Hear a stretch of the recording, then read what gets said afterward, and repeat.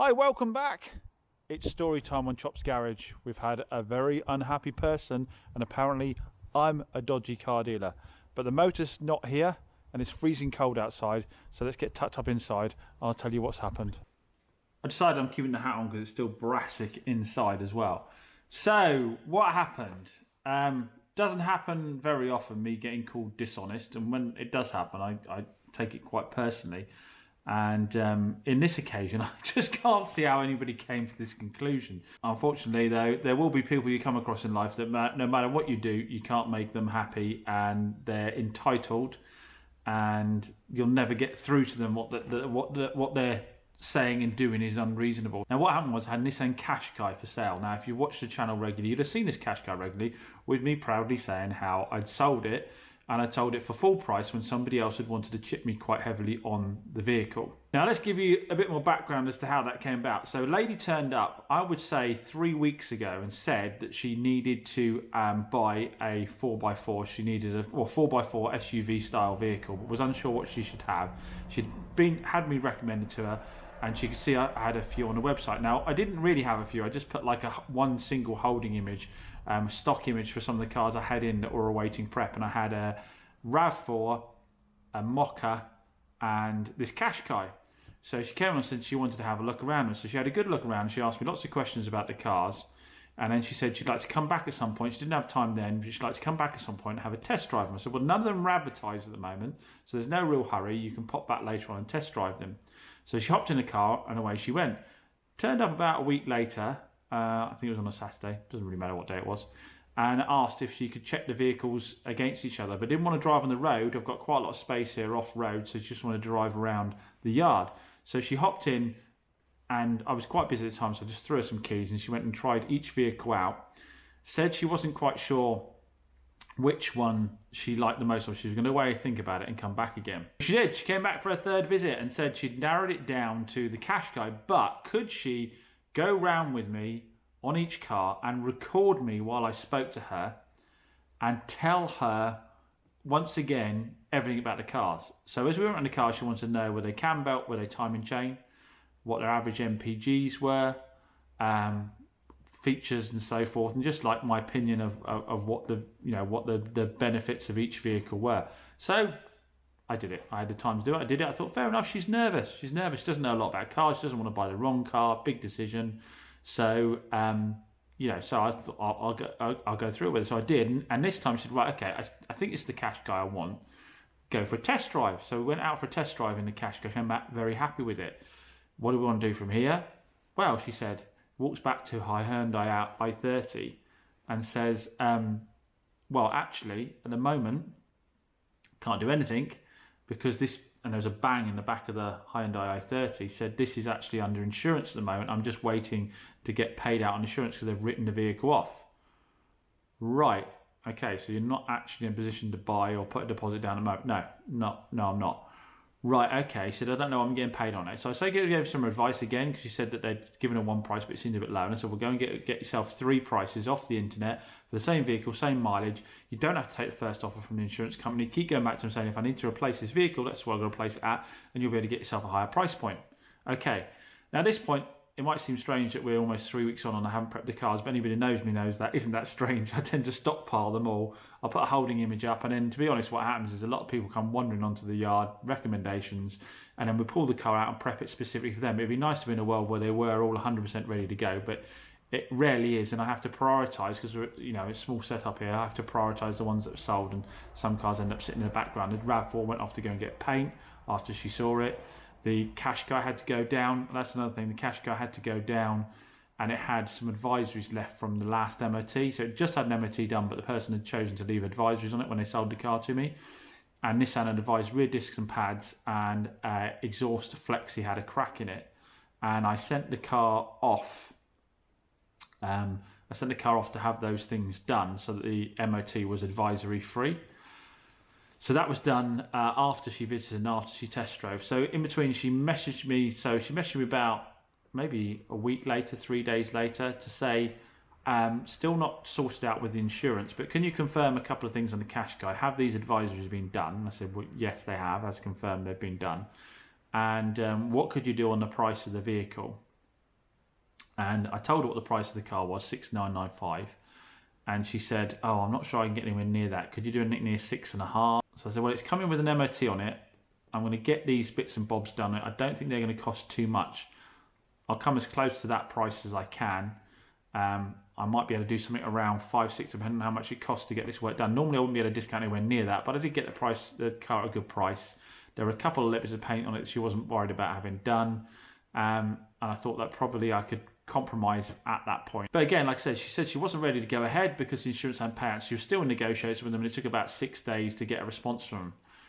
A few days later, I had another email from her asking if the cam belt had been done on the car, and I told her that the cam belt wasn't due till the following year, so that's something she'd need to factor into her cost, that she'd need to get that done the following year. And she messaged back and said she'd like to get the cam belt done, and I said, well, I can't give you a big discount and do the cam belt for you. It's kind of one or the other. So I'll compromise. I've had a look it up, and I said, look, I could probably do you something around 6.8, 6.9 with the cam belt done, thrown in for free. Bear in mind, my 6,995 price point was already maybe 100, 150 quid less than Auto Trader said the car should be. And she said, okay. And then I got another email a couple of days later. Still not ready to go ahead. Insurance still haven't paid out. Still taking a long time to respond to me. But here is 3 or 4 examples, I think it was, of other cars, other cash guys of a similar age that are cheaper than your car.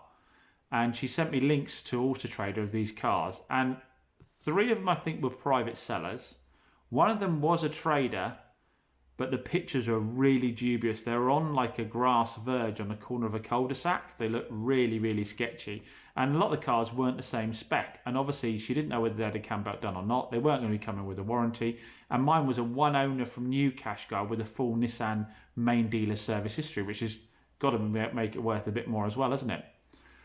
And she said, yeah, so could you, looking at the price of these cars, could you do it for me with the cam belt done at 6.7? So she's asked me to come down again on price.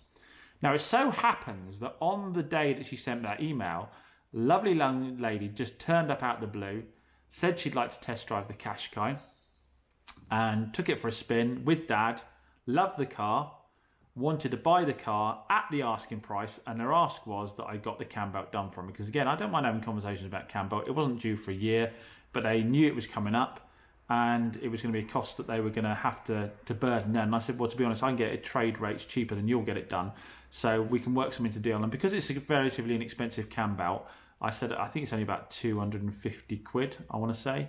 So not too bad. Again, it's probably too big a discount in this day and age to give on a car. I probably should have asked for contribution. But anyway, I agreed to throw it in because, again, on this particular car, I had good margin, which you shouldn't do because you need good margin cars to subsidise the ones that go bad, like the Jeep that I just lost £1,000 on. Anyway, so I agreed that deal with the lady.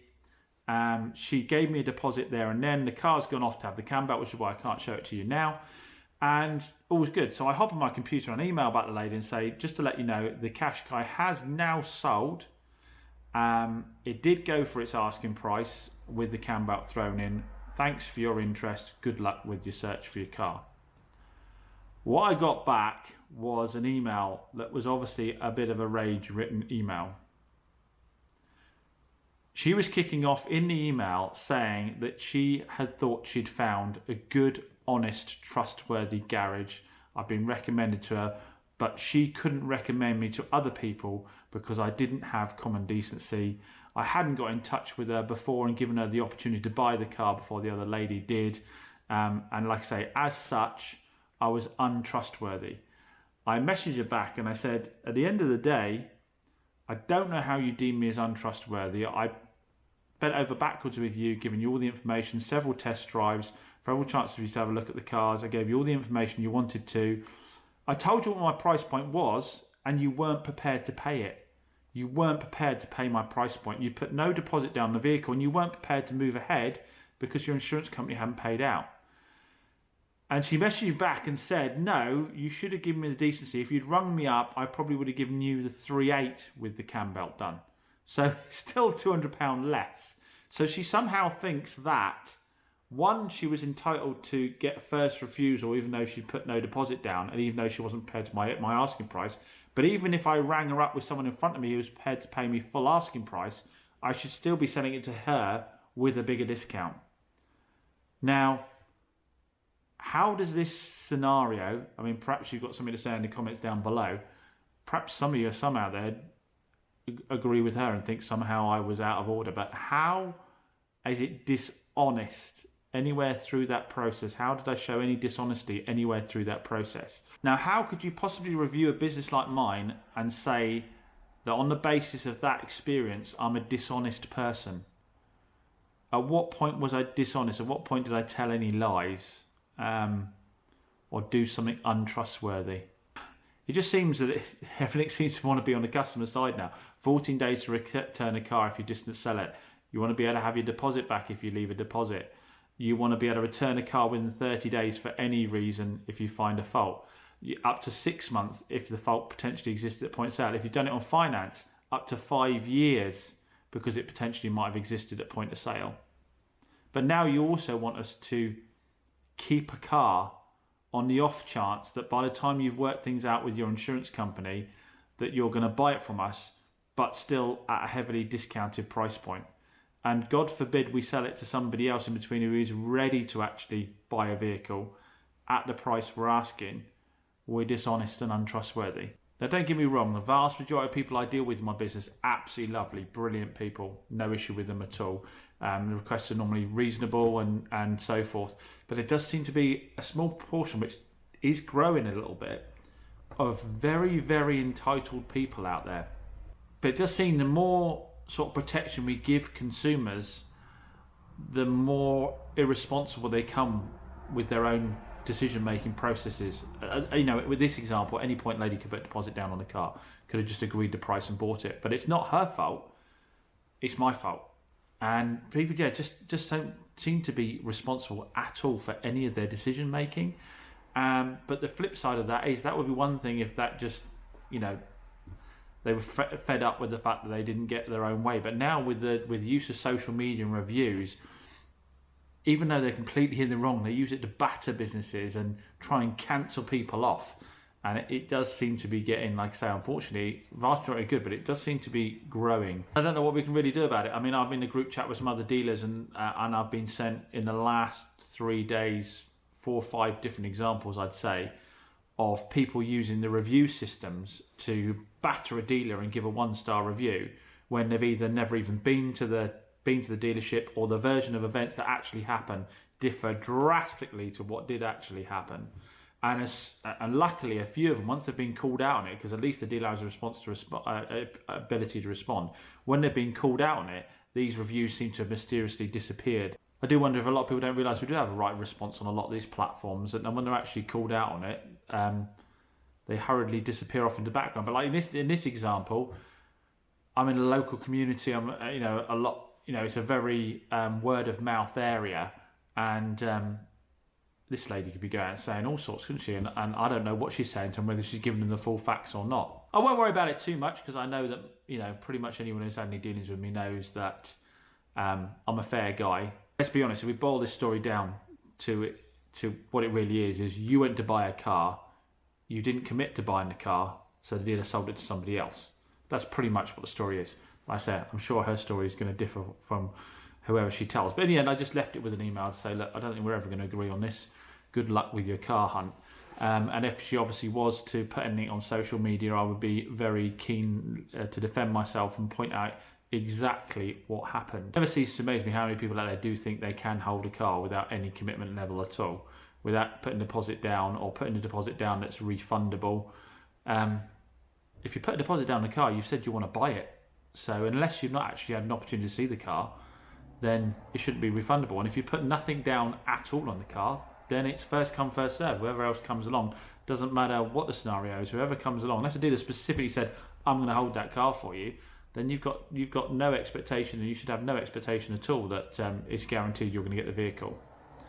But anyway, just another one of those challenges, and I know you like these stories coming through, and I'm always interested in your feedback as to whether, because sometimes I could be in the wrong. Who knows? I could be in the wrong. Let me know in the comments down below. Anyway, I think I dodged a bullet because I think based on the way the lady was, had I sold her the vehicle, I probably never would have seen the end of it anyway. It would have been back and forth for all kinds of things. I think it absolutely found the right home. But it also demonstrates to some of you guys out there that may be starting out in this industry that sometimes it's important to not sell a car. Sometimes it's important to turn a sale down. You know, go with your gut. If someone's being particularly difficult, say, I don't think it's a car for you, and let them get off, because I know sometimes there's a pressure of bringing an income in and making the money, but sometimes you're better off not having a sale at all.